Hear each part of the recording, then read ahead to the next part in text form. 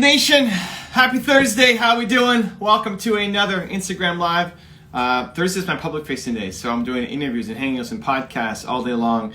And started the day actually feeling a little low, big headache, giant headache. I woke up today with just the biggest headache.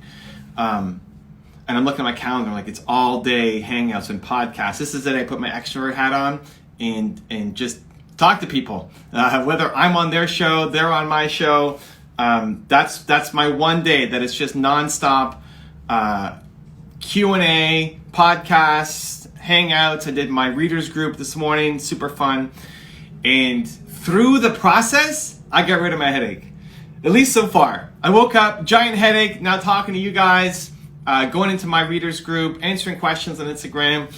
The reminder that what you do matters, the reminder to serve others, the reminder that you're waking up and you're creating something important today, I think it's super helpful. I think that's what gets you out of a funk. I think that's healing, right? It got rid of my headache. It can get you out of a low motivation state, or if you're tired. Like if you're tired, if you wake up and you're tired and you don't feel like the work you're gonna do today matters, then guess what? It's not gonna matter. It's not gonna matter. You're gonna have a crappy day. But if you wake, hey, this day matters. What I do matters. You're gonna have a totally different day. So I'm gonna introduce you to somebody super inspiring who has a very similar message. I'm excited to bring him on and see what he's got to share with you guys, Believe Nation, today. So Stephen, I sent you the invite. It says waiting on Stephen right now.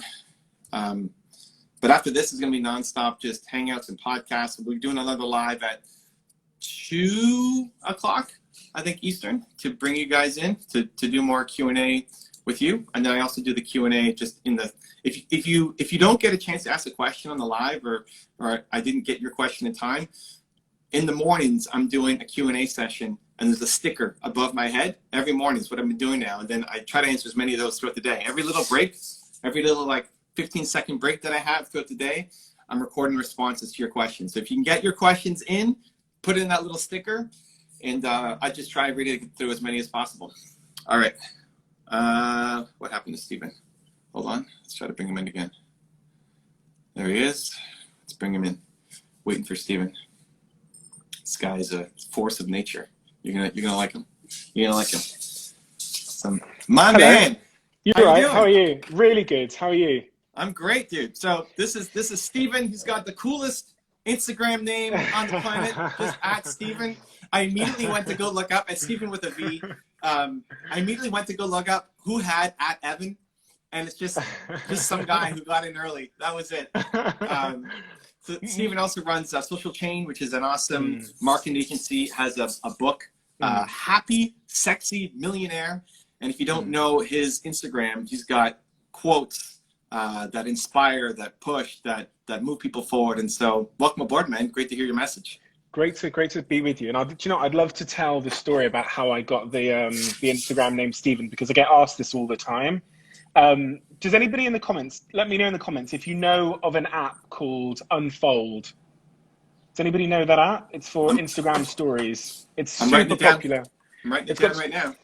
This isn't how you get the usernames, but I just wanted to know if anyone knew it. But because what happened was a friend of mine started an app called Unfold.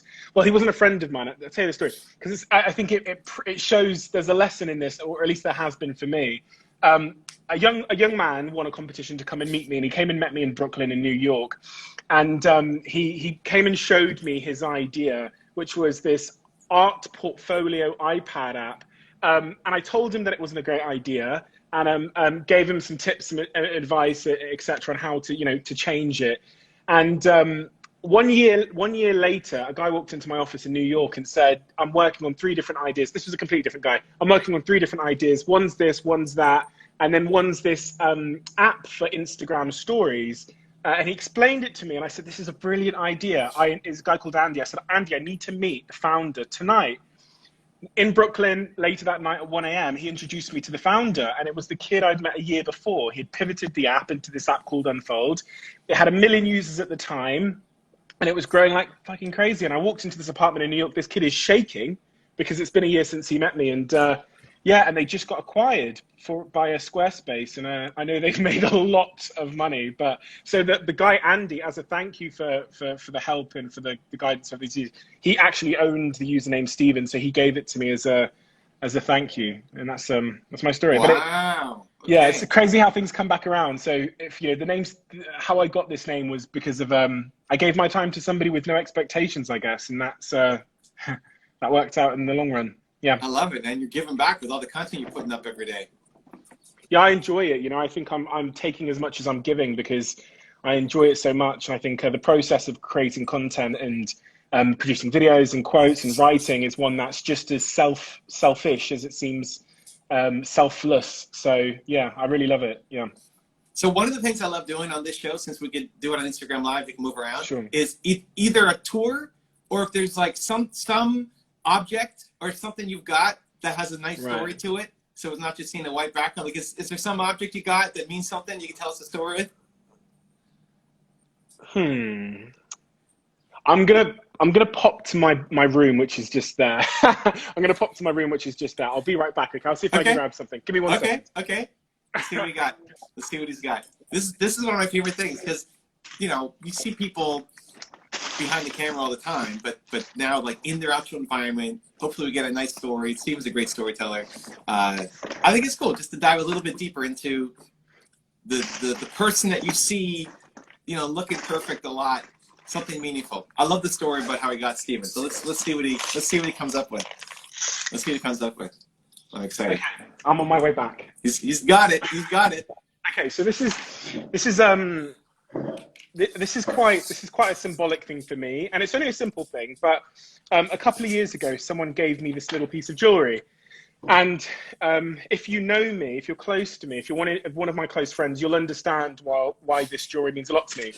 It's just this little lion, and everywhere in my house, I'm in Europe at the moment, but in my house in New York and in everywhere where I live and everywhere I go, I have many lions everywhere. Paintings, jewelry. My background of my phone is a lion, and it's one of the things that I think I've just learned about business over the years, which is.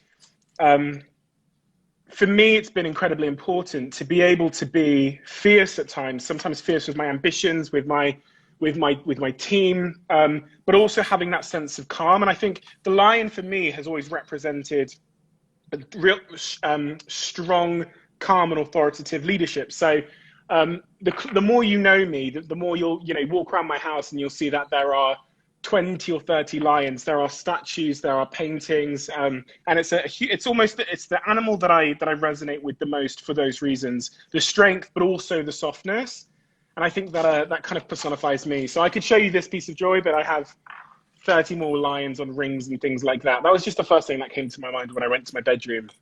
I love it. That's awesome, dude. Now, somebody's saying in the live chat that they love your YouTube channel to change their life. I actually didn't know you were doing YouTube stuff. What are you doing on your YouTube channel? I used to. I used to do a daily vlog. So I used to vlog every day. There's two channels you'll see. There's one that I have about 55,000 subs, and I videoed. It was a daily vlog, so I videoed pretty much every day for about 300 days or so. Just business and running the offices and all of the struggles that entrepreneurs go through. So it was everything from problems with my girlfriend to problems in my personal life to business challenges, and I just shared it all for about 2 years in total. And I'll be doing it again soon for sure. But yeah, I ended up moving to New York, which meant that I paused for a second. And so why heavily invest on, because you're in the space and you teach people about social, which is great. I always love the conversation of why Instagram as the all-in versus YouTube. So the way that I look at it is, in essence, I'm building a funnel with my audiences. And at the start of the funnel, I really have things, I produce content that can reach a wide array of people, a very broad number of people with fairly broad topics. So things that a lot of people can relate to. And as you move down my funnel, you have things that bring you a lot closer to me, like my podcast, which I do pretty religiously. And then you'll have my YouTube vlog. And then at the very end of my funnel, you have the community that are on my owned channels, like my SMS channel or my newsletter and those things. And so at the top of my funnel, I chose Instagram and I used to be Facebook as well. I have about 700, about 1 million people on Facebook, but I just didn't really enjoy producing content on Facebook as much as Instagram. And then that's really just a way of getting to know me as I see it. Further down my funnel, you really get to know me with my podcast and my YouTube vlogs. And then at the end of the funnel, we're really connected. And that's where I do my webinars, and I'll send out my email newsletter. And I think you have to build that funnel as a personal brand builder if you want to bring people in the front door and, bring them to the bedroom. So, yeah.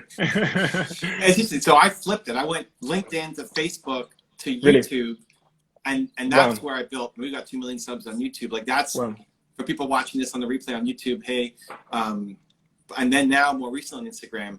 I want YouTube because the content lives forever. Because what you make in 5 years, like this is a year ago, and people are still saying, "I love your videos." Like, wait, he's doing videos? What are the videos? Let me go look that up. Yeah. No, YouTube's a brilliant channel. It's obviously a lot more. Typically a lot more work, right? Production work. It's longer form, over 10 minutes ideally. And so for someone like me that at this point in my life, I want to produce for a big audience, but I can't necessarily invest a lot of time into the production. Instagram has been the platform for me. But I tell you what, LinkedIn, I've been all in on LinkedIn for the last year and a half, and I'm slowly growing my audience there. I've just surpassed about 100,000 followers, but mega important platform because of the virality and how it's like Facebook 2014 where if you comment on something, it spreads it to all of that person's connections, and that's an opportunity that won't last long for sure. So I'm all in on LinkedIn as well in a big way. Have you thought of doing YouTube videos just Q&A, or instead of like a vlog takes a ton of work to put together and edit everything, but just you've got someone, you're speaking, I've seen it, it's awesome. Or just being able to answer questions where you can just sit where you're sitting, even pull out your phone, because it's production quality. Quality is more like you got the quality in your head. Right? Your opinions, your ideas are high quality. Have you thought of just doing 10, 12-minute videos that actually just take 10, 12 minutes to make and then just post because you're so good at what you do? Yeah, do you know what I'm going to do is, so the way that I look at it is I never want my things to overlap too much or else it's a waste of time. And what I mean by that is if I'm sitting down to record an hour-long podcast every week anyway, I should just video that. Yeah. And that's basically making more out of the same amount of time. So my podcast is called The Diary of a CEO, and it's doing really, really well. It's huge over here in the UK in terms of the business charts. It's either #1 or in the top 10. And I'm going to start videoing that. The issue I've always had with this, the videoing it, honestly, just speaking honestly, is so I live in New York. That's my only, that's really my only official residence. And I've been there 1 week this year. And that speaks to my schedule. So I'm typically flying about 4 days a week. And if you think about scheduling podcasts anywhere, I really don't know where I'm going to be. We have 5 offices around the world. We have 700 team members. And my job is to fly between the offices, but also to do a lot of public speaking and, those kinds of things. So that's been the big issue for me, is how do I record a podcast?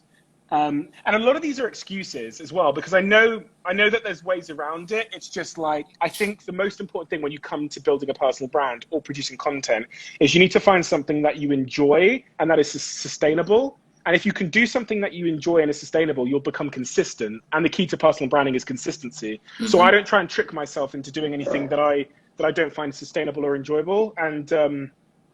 And I think I had a conversation with my team recently where I said I want to start doing more YouTube, but I think it'll be videoing my podcast. Yeah, that's an easy start. Yeah, I think also for a lot of people, it's just being willing to lower the production quality. Like maybe it's you're filling off your phone while you're in the back seat of an Uber or cab going to an airplane with a thought that's on you, because you see that you're such a unique dude. You see the world differently. Like you step out as streets of New York, and everybody else sees one thing, and like you're seeing this, you're noticing that guy there on the corner doing it, right? And so just what's going on in your head is value.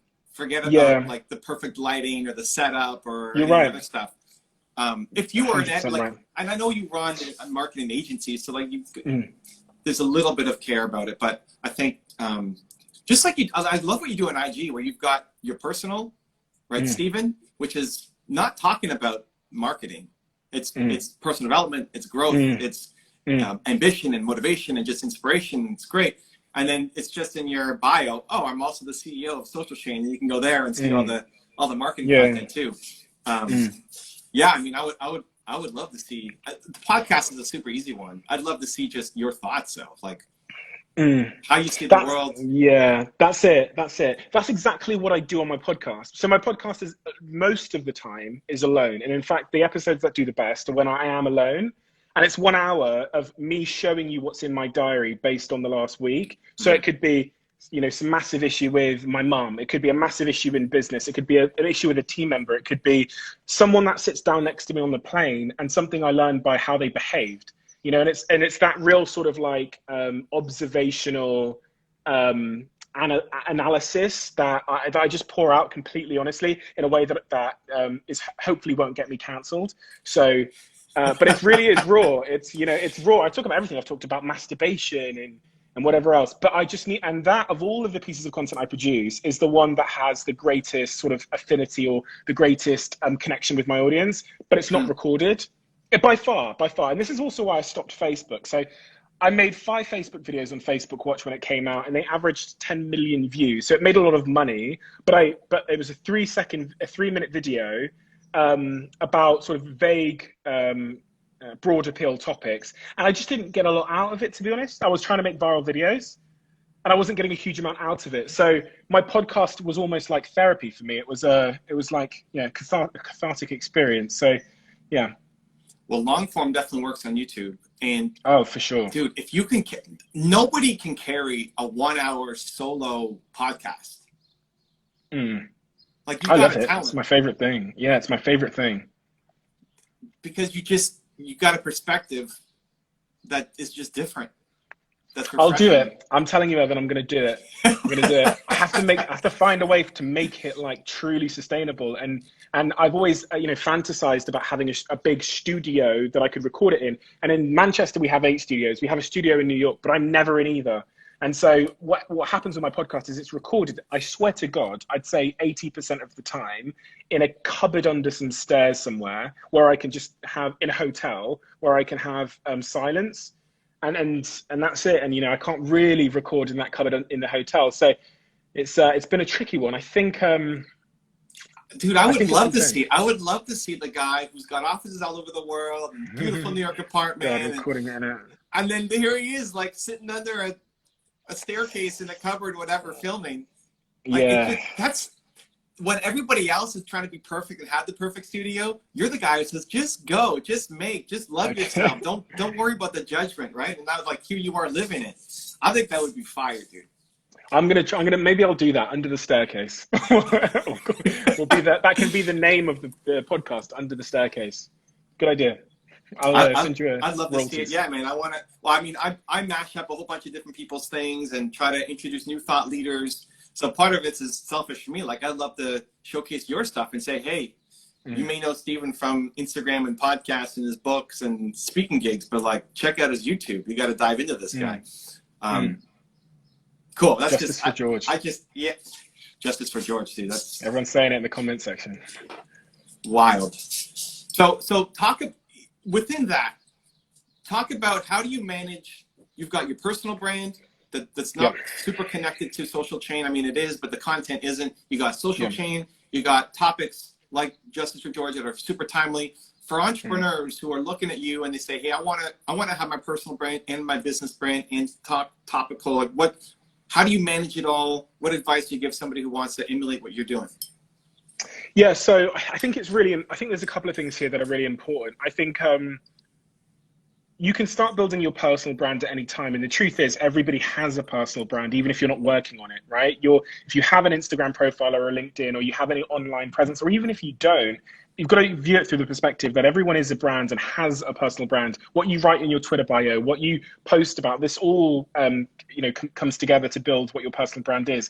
And here's my advice to people building their personal brand. I would focus initially, especially if you don't have the budget to hire a team, I would focus on one hero channel. And that channel is usually determined by the content that you're going to be producing. So if you're a chef, there's fairly obvious channels for you to go down. You're not going to start necessarily, you probably wouldn't go for a Snapchat, right? You'd probably go for either like an Instagram or a video first platform like a YouTube or an Instagram.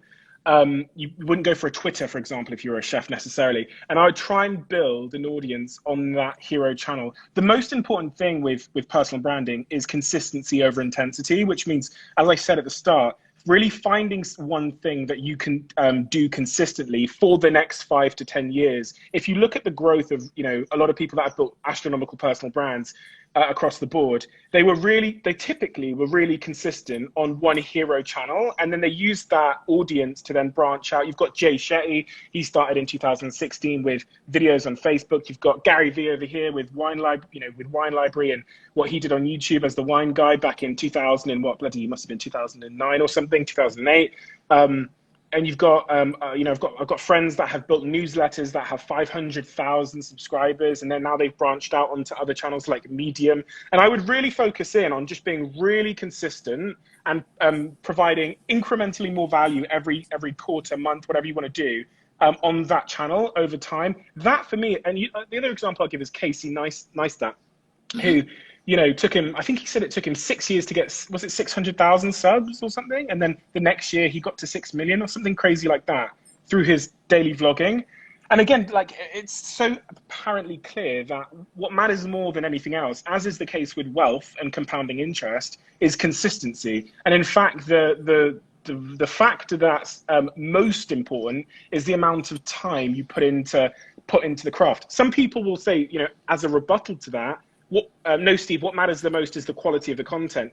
But the truth is, the more you do something, the more you improve, and you try, you fail, you learn, and you improve. And as you look at anyone that's exceptionally good at anything, LeBron James, he didn't start good at basketball. He's a world champion. He's the MVP because of his consistency.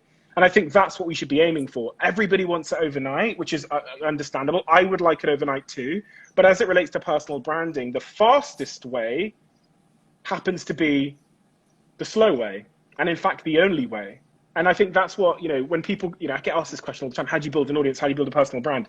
It is an incessant focus on consistency. And if you can get your 100 followers to tell a friend, if they're all telling 10%, or if they're spreading your content to 10% of people and 5% of those are deciding to follow you, then it will only take you, as in a compounding way. If you look at how compounding interest works, it'll only take you a couple of years to have a much bigger audience. And if you wait 2 more years, you'll have a exponentially bigger audience. And 2 more years after that, it'll get even bigger. And that is the secret nobody talks about. Everybody wants 3 tips and tricks and secrets, but maybe it's just consistency. Maybe that holds the answer to both you getting better at your craft, but also exposing more people to your craft by growing your audience.